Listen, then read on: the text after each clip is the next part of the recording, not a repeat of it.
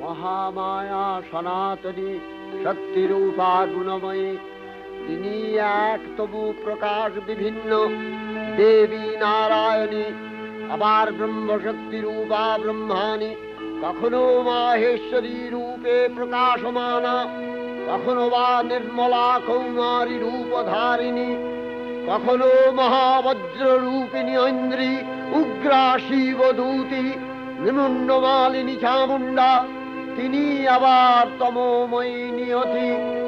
এই সর্বপ্রকাশমানা মহাশক্তি পরমা প্রকৃতির আবির্ভাব হবে সপ্তলোক তাই আনন্দমগ্ন। বাজলো তোমার